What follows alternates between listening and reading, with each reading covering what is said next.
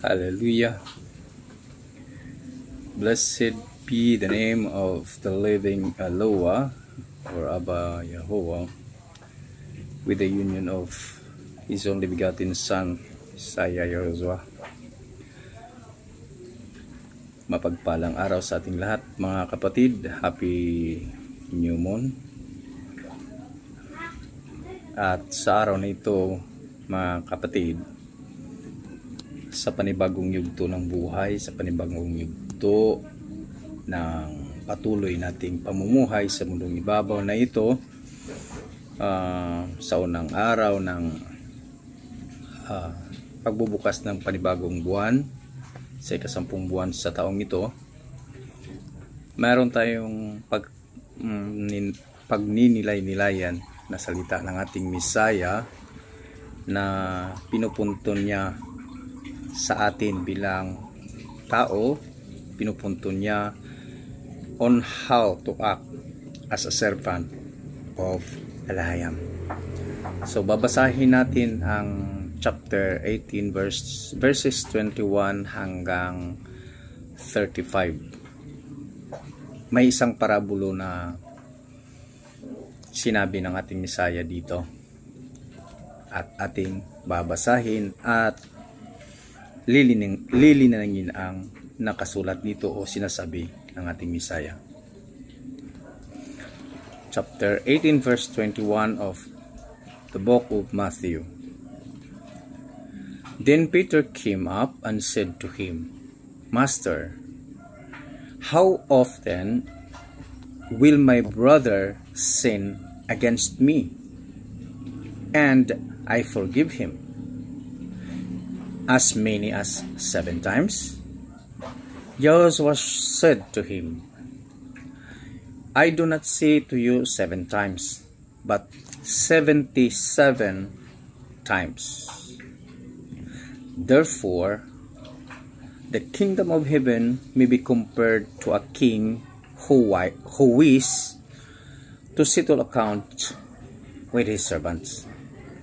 When he began to settle, one was brought to him who owed him 10,000 talents. And since he could not pay, his master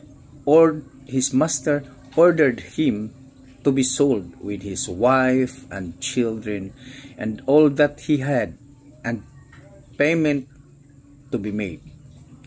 So the servant fell on his knees, imploring him, Have patience with me, and I will pay you everything. And out of pity for him, the master of that servant released him and forgave him the debt.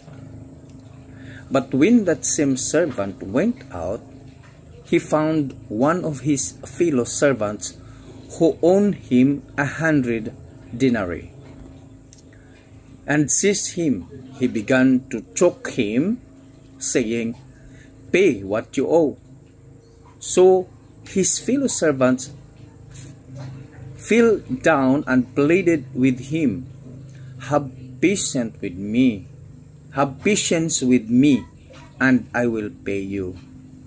He refused and went and put him in prison until he should pay the debt. When his fellow servants saw what had taken place, they were greatly distressed, and they went and reported to their master all that had taken place.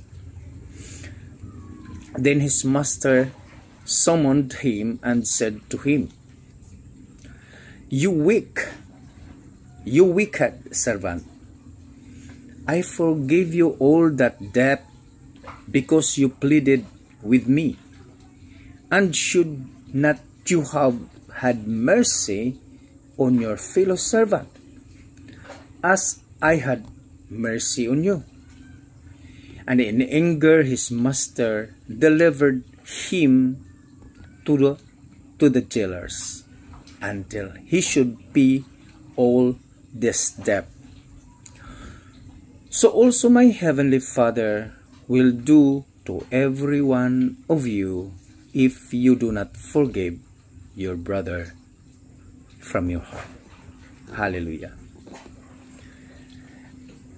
Ang ating halahayam ang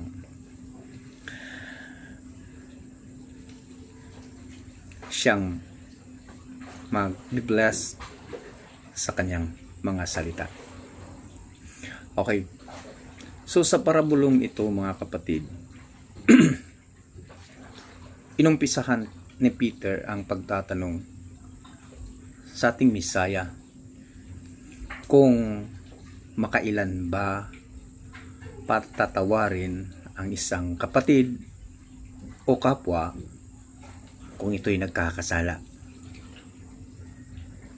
Sinabi ni Peter, papatawarin ko ba siya, Master, kapag nagkasala siya sa makapito? So, anong sagot ng ating Misaya? Hindi lang 7 times, but 77 times. So, ang dami mga kapatid, ano? So, ibig sabihin,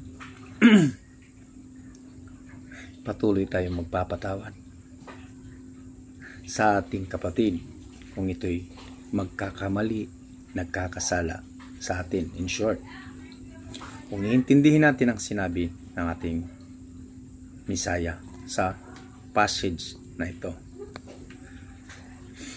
Ngunit ang nakakalungkot na pangyayari at realidad sa ating mundo ngayon na ginagalawan, even to ourselves, maybe in our community, nakakakita tayo, nakakaobserba tayo ng mga pangyayari ng bangayan, awayan sa magkakapatid sa laman, magkakapatid sa pananampalataya, magkakapatid sa grupo, na ang nangyayari, at siguro you will agree to me, mga kapatid, na maraming pangyayari sa ating komunidad ang ating nawi-witness na may nagsasabi na, okay, papatawarin kita, ngunit ayoko nang makita ang pagmumukha mo. Papatawarin kita, ngunit huwag mo nang ulitin ang ginawa mo. Di ba may mga ganun? Ngunit dito, mga kapatid, sa passage na ito, dinagdag ng ating Misaya ang isang parabulo nung sinagot niya si Peter, si Kepa, kung makailan ba kailangang patatawarin o magpapatawad sa isang kapatid. So marami, ang dami ng 77 times, diba? Di po ba? Kaya nagsasabi siya ng parabulo about the kingdom of heaven. So naririnig natin ang kwento concerning to the servants of the king. So ang napakalaking may utang sa hari, sa sinasalaysay dito, nung pinatawad na ng hari ang isang servant, may utang siya na napakalaki. So ang nakasulat dito, 10,000 talents. So sa ating nalalaman, mga kapatid, yung isang talent was equal to about 20 years worth of wages for a laborer. So isipin nyo, mga kapatid, ha, sa isang talent ito'y nagkakahalaga ng katumbas ng 20 taon na sahod o sweldo ng isang laborer. So napakalaki na, di ba? So may nakikita tayong computation na kinukompute ng mga scholars na ang 1 talent would equal of about more or less 600,000 US dollar. Yun ang worth o katumbas ng 1 talent na nakasaad dito sa kapanahunan ng ating Misaya. Sa kapanahunan ito ng nandito ang ating Misaya, ganun ang kanilang mga salapi, kanilang mga pera noon, ang mga value o ang tawag ng kanilang pera noon. So ibig sabihin 600,000 US dollar ang isang talent. So ang utang ng servant na sinisitol ng master ng hari is about 10,000 talents. So 600,000 US dollar multiplied by 10,000, the amount of that servant owed, or yung utang ng servant na ito, nagkakahalaga ng 6 billion US dollar sa ating kapanahunan ngayon. Grabe, ano? Ang laki. Napakalaking utang. Ngunit nung siya nagmamakaawa sa kanyang master, sa kanyang hari, dahil sinabi na ng hari na upang makabayad ka,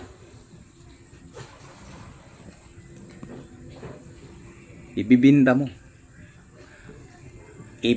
mo ang iyong asawa at ang iyong mga anak upang makabayad ka sa iyong utang sa akin. Ngunit ang sinabi ng servant sa kanya, maawa ka sa akin, at siya'y dumapa sa kanyang paanan o lumuhod sa kanyang paanan. Nagmamakaawa sa kanyang master, na sinabi niya na have mercy on me. Maawa ka sa akin, master.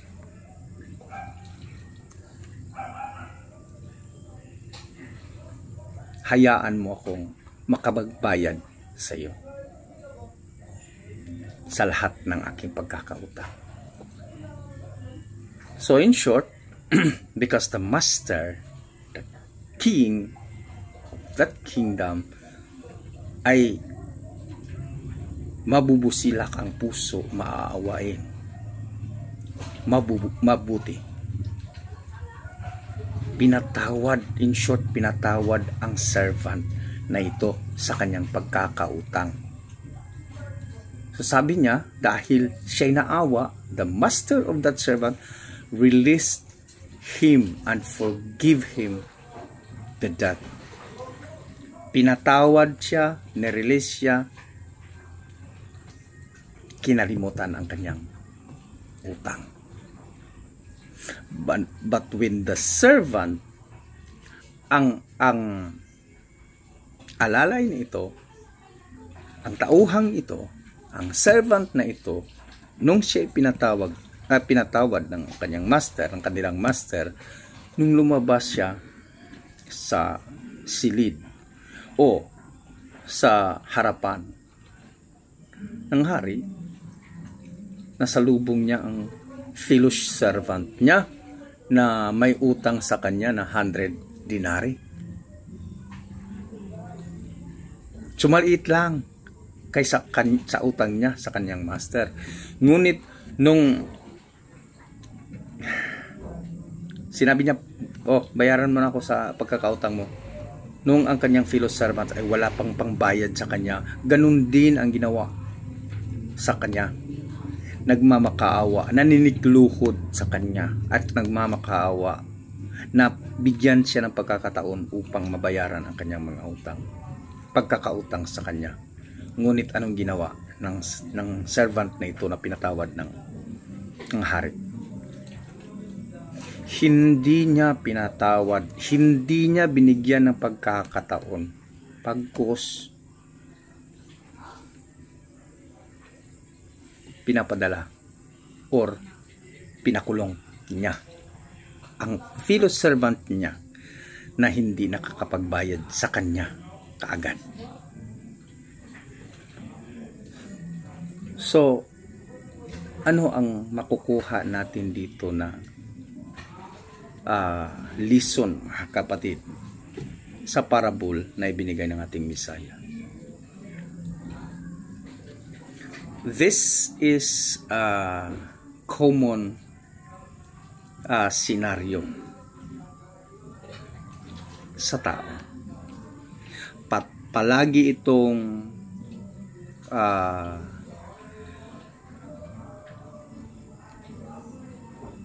itong naririnig ng tao, lalong-lalo na kapag nasa simbahan na tinatawag, kapag nasa misa man, kapag nasa convocation man, sa mga tinatawag na Bible study man, palagi itong naitatapik ng mga pare, ng mga pastors, ng mga mangangaral. Palagi itong napapakinggan. Ngunit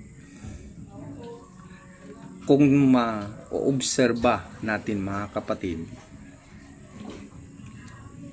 sa realidad ng ating komunidad, sa pamumuhay ng tao ngayon, ang mga pangyayari at nangyayari sa senaryong ito ay nagkakatotoo. Ito ang laganap na katotohanan na sitwasyon sa ating mundo ngayon.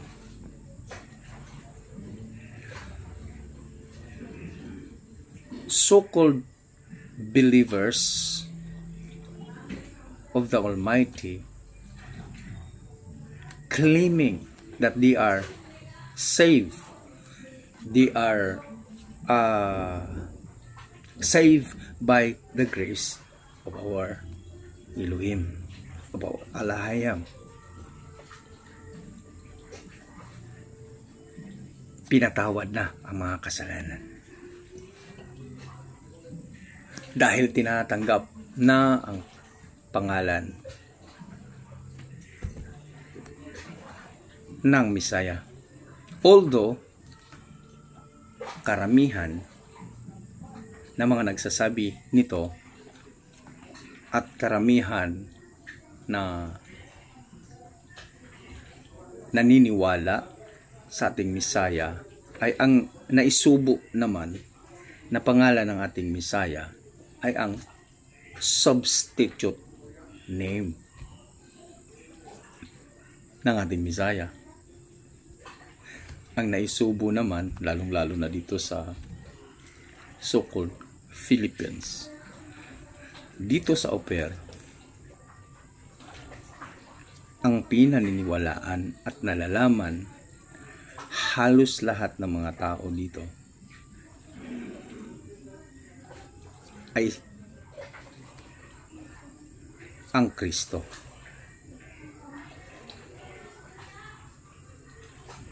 Si Jesse.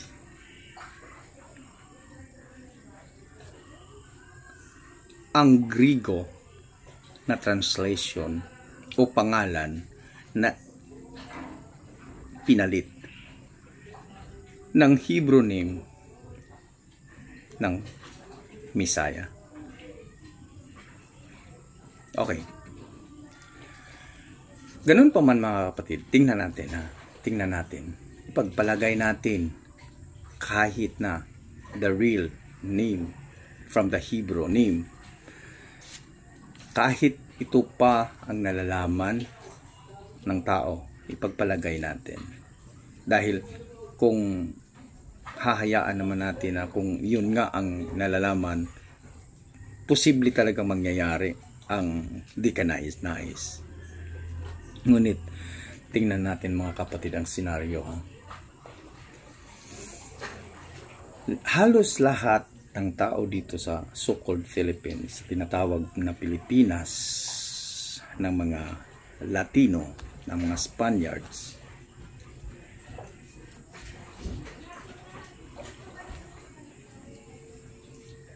yes, meron namang Taoism dito ngayon, meron namang Buddhism, kasi meron mga Chinese, merong mga Taiwanese dito. So halo-halo na ang tribo dito sa Pilipinas. Pero karamihan pa rin dito sa Pilipinas ay mga Christians. So tingnan natin mga kapatid, if the people of the Philippines, especially the Christians, and even our brothers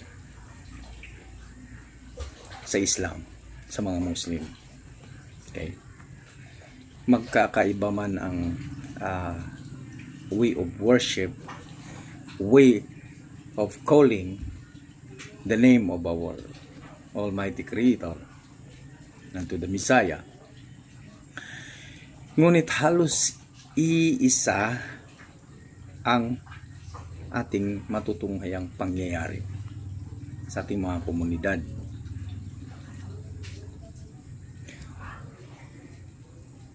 Ang mas talamak na pangyayari ay itong senaryo ng magkaparihong servants. Diba? Nasasabi natin kanina na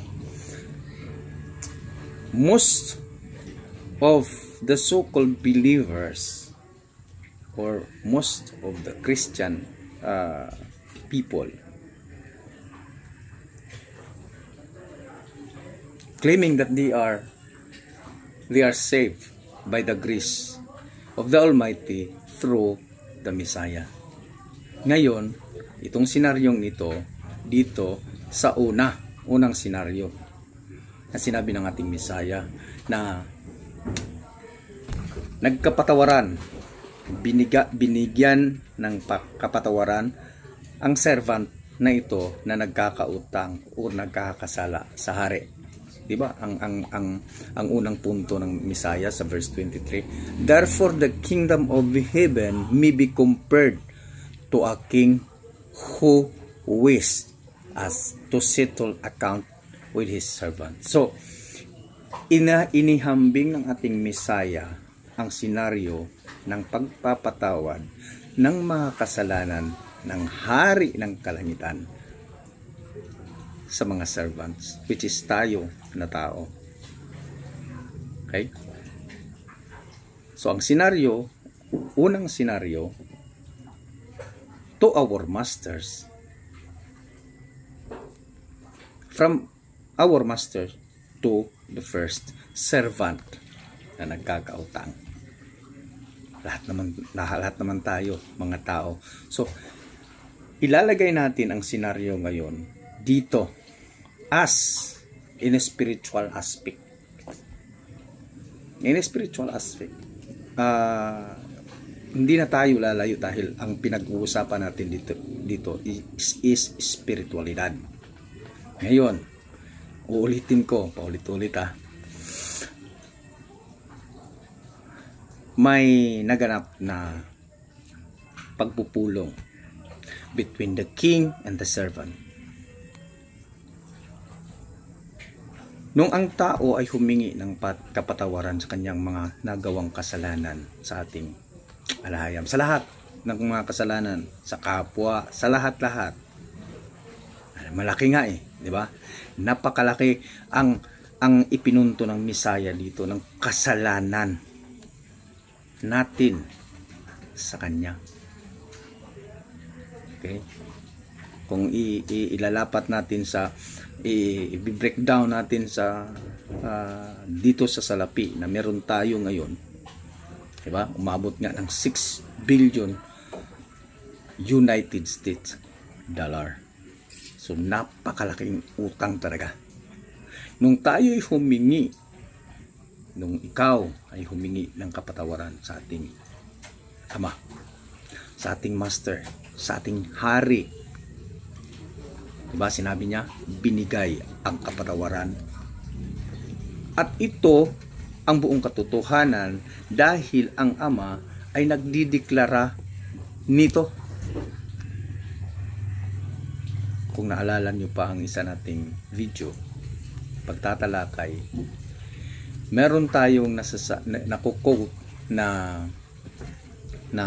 talata o salita ng ating Elohim na kung sila ay hihingi ng kapatawaran sa akin, akin silang papatawarin at hindi ko na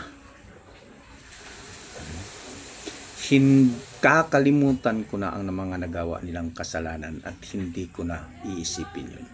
Kakalimutan, hindi na iisipin. So, totally forgive and forget ang binigay ng ating layam, ng ating Elohim, ng ating Ama sa tao. Dahil itong parable, this is not only a figurative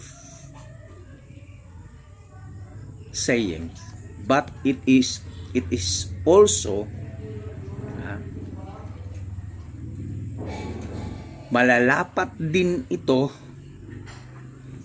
in our physical and practical na sitwasyon sa ating pamumuhay. At ito ang totoong pangyayari at nangyayari sa tao. So, ang ibig nating sabihin nito mga kapatid, if we are claiming that we are saved by the grace of our Elohim because we pleaded to Him na tayo'y patatawarin niya at ngayon pinatawad tayo. Bakit? Okay? Ang tanong, bakit hindi rin natin makuha magpapatawad sa ating kapatid na nagkakautang din sa ating nakagawa din sa atin ng kasalanan na mas less na kasalanan kaysa ating nagawang kasalanan sa ating Creator?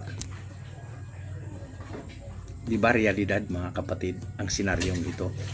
Ang dalawang senaryo na ibinigay ng Misaya sa parabulong ito, realidad na nangyayari sa ating komunidad sa mundong ibabaw na ito. Kaya ang ating paalalahanin natin ang ating mga sarili mga kapatid upang hindi tayo mapunta sa sinabi ng ating Misaya sa last verse, sa verse 35, na yun din ang gagawin ng Ama na nasa langit kung hindi tayo magpapatawad sa ating kapwa, ay hindi rin tayo patatawarin ng ating Ama.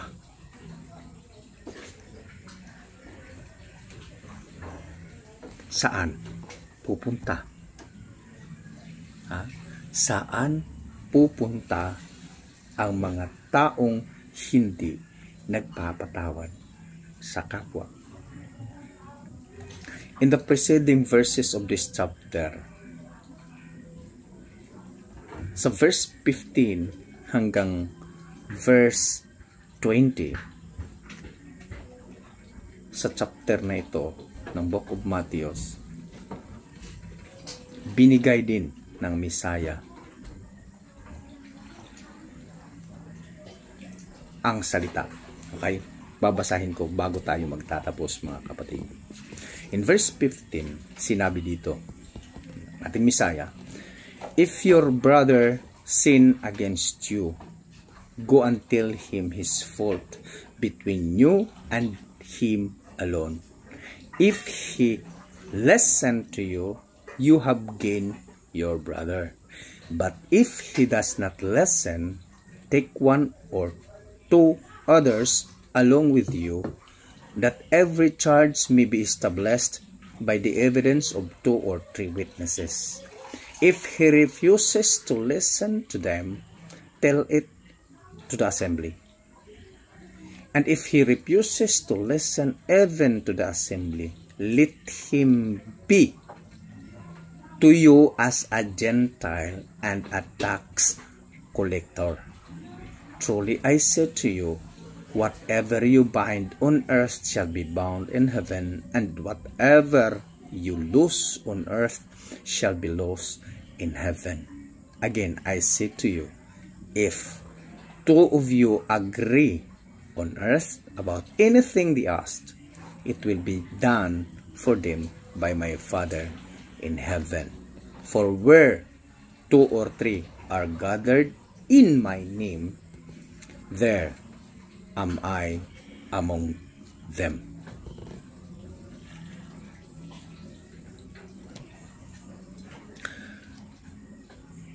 So kung may mga sigalot, mga kapatid, na nangyayari, lalong-lalo na sa loob ng assembleya, sa loob ng brotherhood, as a believers of the way, as a believer of our Messiah, as a believer of our Heavenly Father, kailangang mag-usap ng kayo-kayo lang muna. Kapag hindi nare-resolba, dahil ayaw magpa-resolba, magdala ng witness. Sabi ng Messiah, pagdala ng witness, 2 or 3, para mapapatibay ang mga napapag-usapan. Nagkapatawaran man o hindi. Kung hindi man, kung he refuse to settle, sabi ng Messiah, isipin mo na lang na isa siyang hintil o tax collector. Isipin mo, dahil mga kapatid, by the way, kaklaruhin lang natin, this is all about sa magkakapatid, magkakamananampalataya ito, mga kapatid, na senaryo. Magkatribo, kumbaga. Okay? Itong senaryo, pinag-uusapan natin. Don't get me wrong, mga kapatid, para hindi tayo mapupulaan na generalize yung pinupunto mo. Hindi. Ang puntong ito na sinasabi natin between the family of the believers. At ito naman ang sinabi ng ating Messiah sa ating binasa sa kanyang parable. Okay? So, kinakailangan ng bawat isa bilang mananampalataya na makapagbigay ng kapatawaran, pagpapatawad sa kanyang kapatid. Dahil kung hindi rin papatawarin ng Ama. This is para sa iba, mga kapatid, para sa iilan o karamihan man, basic ang ating pinag-uusapan ngayon. Ang pinag-uusapan natin dito ngayon ay ang forgiveness na tinatawag, pagpapatawad. Pero kaya ang sinabi natin kanina pa, ang nangyayari at ang madalas na pangyayari at nangyayari sa ating komunidad, even to the family of the believers, maganda lang magsabi na, okay, pinatawad na kita. Ama, patawarin mo ako. Salamat sa pagpapatawad. Talaga naman nagpapatawad ang ating Ama. Ang ating alahayang nagpapatawad yan. Walang duda. Dahil kitang-kita niya ang ating mga puso. Kung tayo'y taos pusong humingi ng kapatawaran sa Kanya, kitang-kita yan ng ating Ama. Kaya automatic, pinapatawad niya tayo. Kaya pinapakita niya ang Kanyang habag at ang Kanyang pag-ibig, ang Kanyang pagpapatawad. Kaya in-encourage niya tayo na ganun din ang ating gagawin sa ating kapwa. Kaya sinabi ng ating Mesaya kay Peter, no, hindi lang 7 bisis mo patatawarin ang inyong kapatid, kundi 70 times. Ay kapatid, hindi maaari yun. Maiksi lang kasi ang PC ko. Siguro hindi na siya aabot ng 77, mga 10 bisis lang ang aking ang aking pasensya. Kaya 10 bisis ko lang siguro siya mapapatawad. Kasi mag-aabuso eh. Ha? Yun ang palaging sinasalita ng tao. Mag-aabuso kasi kapag hindi mo hihigpitan. Di ba? Ngunit sa senaryong ito mga kapatid, wala tayong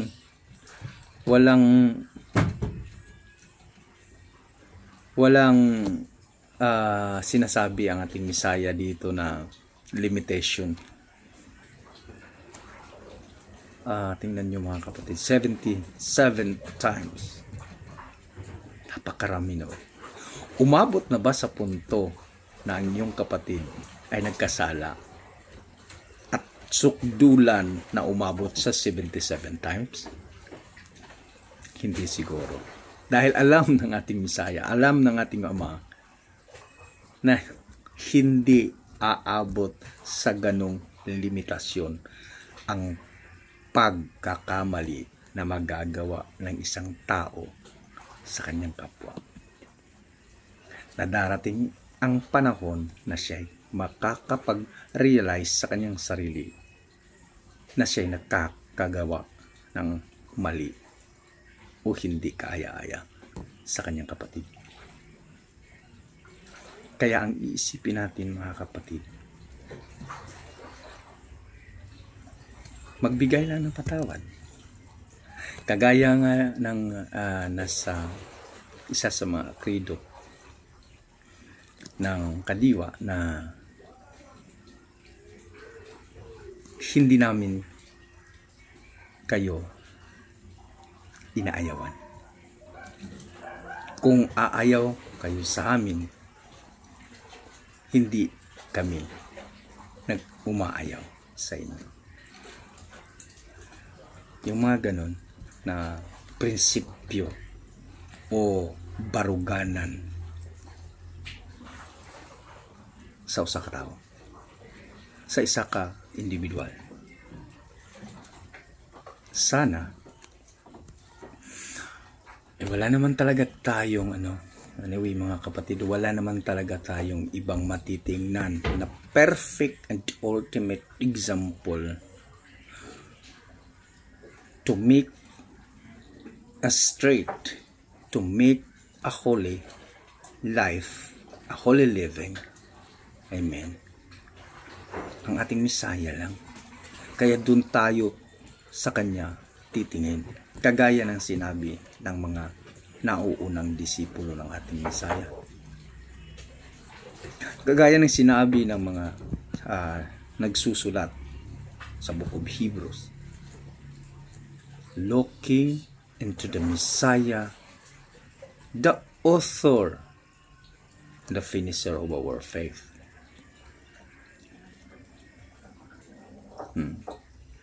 Diba? Dahil siya ang perfect example. Perfect na kailangan titingnan. Kung ano ang ginawa ng ating Mesaya, yun ang gagawin natin. Kung siya nagpapatawad, tayo magpapatawad. Kung tayo nga'y pinapatawad, ang dami at palagi natin itong napapakinggan mga kapatid, sa mga tao. Ewan ko kung taos-puso bang naibibigay ito nung sinabi. May mga sasabihin ng mga tao. Ako palagi akong nakakarinig nito. Ay, sige na, pinapatawad na kita dahil kung ang Diyos sa Greek man ang ginagamit ng tao ngayon. Kung ang God ay nakakapagpatawad, ako pa na tao. O, sana ganon. Sana ito ang mamumutawi sa bawat puso, isipan, sa buong pagkatao ng bawat individual. Na ito ang maiisip. Na kung ang ating alahayang, our Creator, forgiven us, kailangan din natin gawin ito at maipapamuhay ang katangiang ito. Dahil we are His reflection. Again, I say. Dahil yun naman talaga ang katotohanan. We are His creation. Diba? Sabi niya, let us make man in our own image after our likeness. In short, we are His reflection. Tayo ang representante at kapurma ng ating Creator, and hopefully His character will be also ours. Diba? Tama, mga kapatid, mga brothers and sisters, mga kaibigan. Ito'y simpleng papaalala lang sa ating lahat. Ngunit kung ito ay inyong o ating tatamasahin at ilalagay natin sa ating mga puso at isipan, I'm pretty sure our Heavenly Father, our Messiah, will be happy. Magagalak ang ating Creator na tayo'y namumuhay o naipapamuhay natin ang isa sa kanyang mga katangian, ang isa sa kanyang mga karakter, bilang siya ang ating may likha at tayo'y kanyang refleksyon at tayo'y kanyang representante dito sa mundong ito. Kaya sana magkapatawaran ang bawat isa. Kung ako man ay mayroong pagkakamali, pagkakasala sa inyo mga kapatid na nakikinig, makakapanood nito, tos puso akong humingi sa inyo ng kapatawaran. Nalalaman ko man o hindi na nakagawa man ako ng pagkakamali sa inyo na with my knowledge or without my knowledge, forgive me. At ako'y taos puso humingi ng kapatawaran. Sana ganon ang bawat isa. Be blessed and shalom. I love you all, brethren. Hallelujah.